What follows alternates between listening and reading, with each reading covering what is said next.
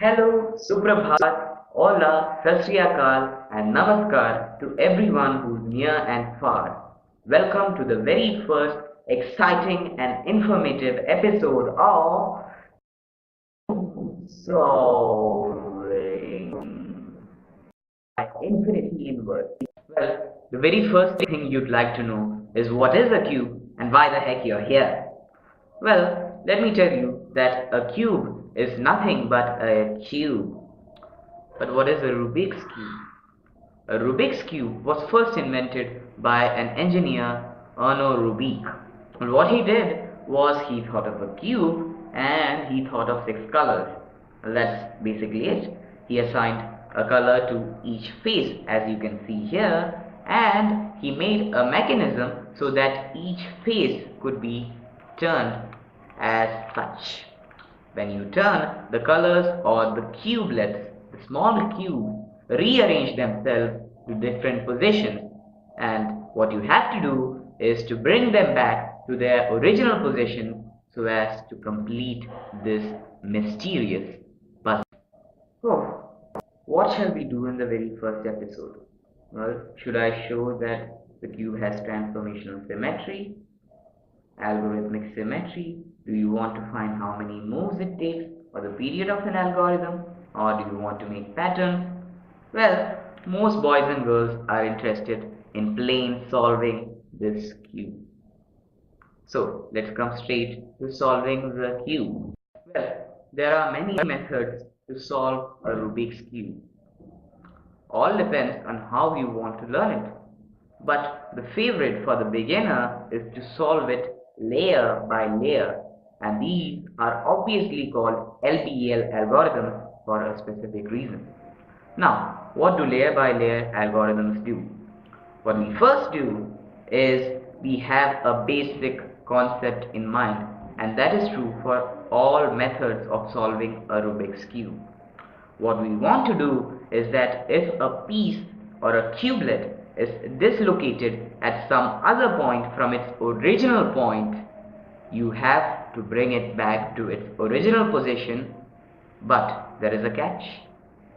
You should not disturb the arrangement of the cubelets which are already in their original positions, or you have to bring them back in such a way that they will return to their original position at a future stage. And this is, my friend, very important to note, is the basic idea behind any cube algorithm.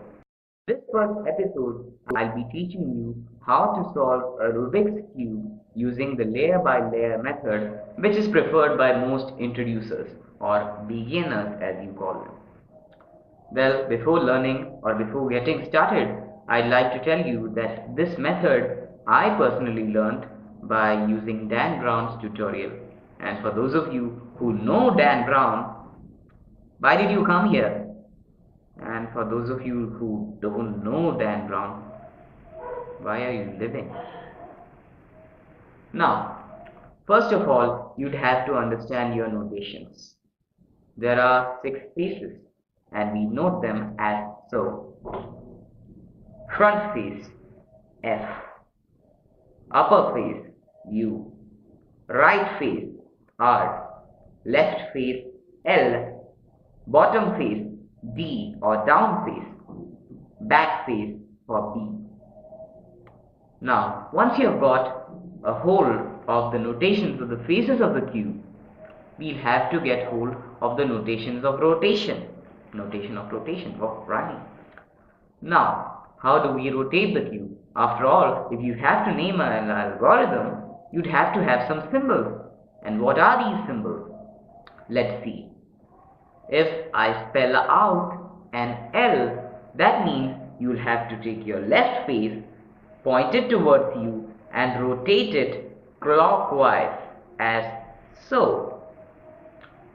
If I tell you to do an L prime, what you have to do is take your L face and rotate it counterclockwise.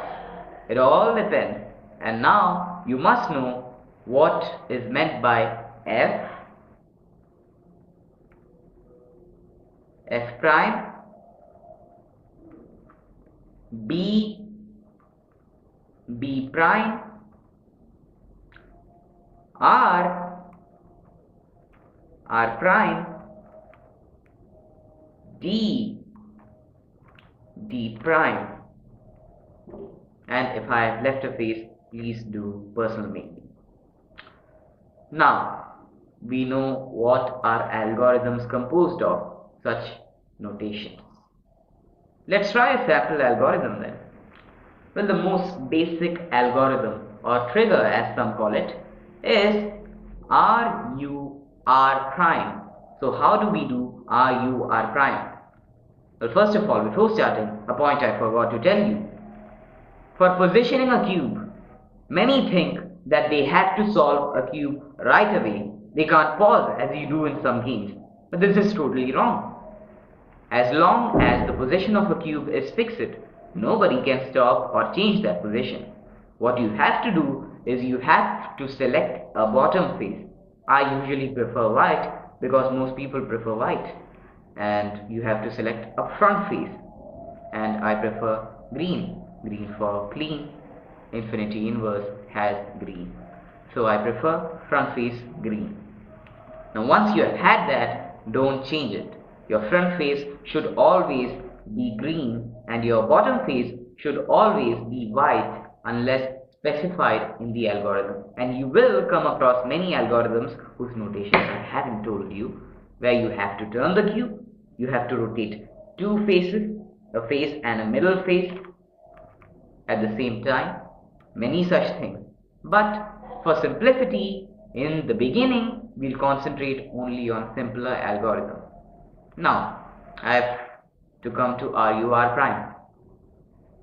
Take the cube, do an R. If you see here, this is your right face, my left. I see here, rotate clockwise. Now the upper face should be rotated, you guessed it, clockwise. Where is your clockwise? Should be here. Now R prime. So you take your right face, rotate it counterclockwise. Done. This is RUR prime. Now I just try to redo the algorithm. Yeah, fine.